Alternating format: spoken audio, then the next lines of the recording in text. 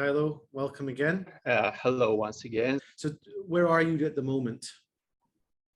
Well, I'm already back to Kyiv, so the capital of Ukraine, and now here continue working. And really, this was a very messy 3 months. I mean, from my perspective, managing risk management, I've managed risk management in Iraq, which was, it was quite a situation, but it's nothing like what you've, had to go through. So from my perspective, this is like, it's a massive learning experience listening to you. And I think a lot of people will get a lot of good information from this. And what was your views at the time? What were you thinking about and how are you preparing for that? There was a perception of cost of activity. I would say it like this. Let's take an example. In the end of November, you come to your board and say, okay, guys, we are very likely to have the situation getting much, much worse. What is our suggestion? First, we need, let's say, war insurance coverage. It was possible. We need to, if we're in Ukraine. If we are in Ukraine, we need the diversification of our energy supplies. It covers both Ukraine and the European Union. We need to check our counterparties and supply chains will be able to operate. We need to put to back up our data, all our IT that might suffer. And if we look at these suggestions now, it's very, very rational. If you appear in the situation of end of November or beginning of December, this is the end of the year. In the end of the year, you may be lucky if there is a person in the executive board who is aware about risk management and business continuity management. If not, you are not likely to get the funds. And vice versa, what I observed in Ukraine, the population appeared to be much more economically rational and from the business continuity management more rational than the companies. They knew what to do exactly at each and every step. I'm not talking about the entire 100% population, but the majority. Is there a reason for that? What do you think is the reason that people were so prepared, as in individuals? I think this is the experience. Unfortunately, it's not the first time we faced similar situation. In the year 2014, a much less scale conflict was in the eastern Ukraine, because there was no panic. One of our friends, and it took them 10 minutes at 5 a.m. to take all their stuff. Everything was prepared. So they just took 3-4 bags. They went downstairs, put it in the car and left. 10 minutes. That's amazing. This is, when we talk about, risk management, we always say everyone's a risk manager. Everyone's responsible for risk. This is a perfect example. But generally, what was the preparedness of businesses? At Allianz Ukraine, we made a very simple and comprehensive BCP, meaning that, let's say, an employee, a regular employee of Allianz Ukraine, if he wakes up at 5 a.m. With the war started, he has one pager, knowing what to do, where to go, whom to contact.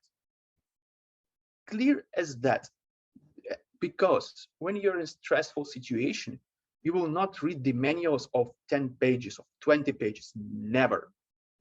What were the assessments like? What kind of risk management were you doing at that time? In the end of November last year, we received a request from top management of DTEC to perform the military invasion risk assessment for DTEC group. And we started working.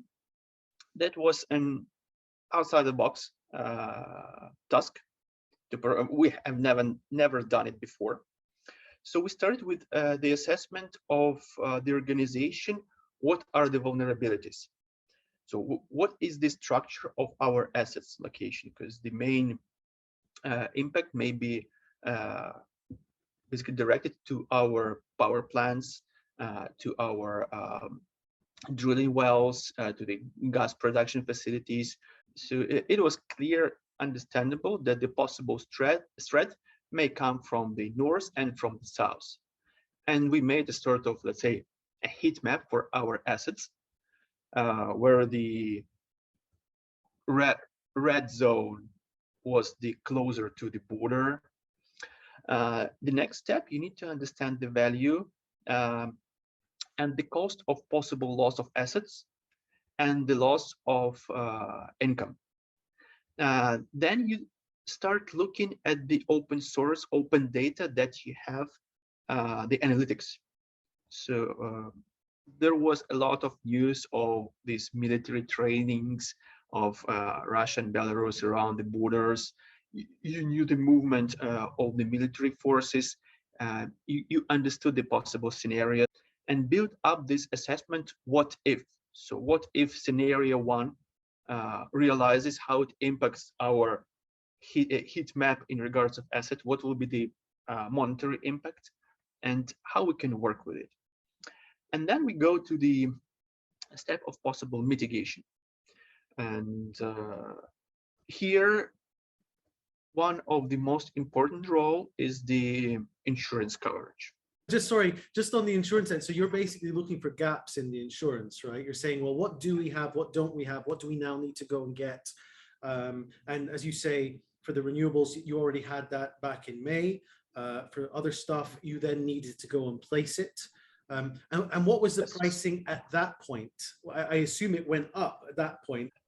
It was possible to insure our assets that were insurable because the coal power generation, the insurance market didn't want to take this type of assets based on the green strategy, European Green Deal, and all this ESG initiative. But the other assets were insurable. Definitely in November, the prices were higher than in May, but it was still possible. This is why it is important to have a very sound risk management now that can in every company. Unfortunately, this is not the last crisis in Ukraine, in Europe, in the region, and in the world. Yeah, we're barely getting out of one crisis, and here comes another one, a bigger one. And then what's, we've still got recessions potentially to face, and yeah. So we also made the assessment of the residual risk as if we use insurance, as if we use the IT data transfer, the new servers, etc. So this gave us the comprehensive understanding what the company may face if the military invasion starts, with different scenarios. This is very important.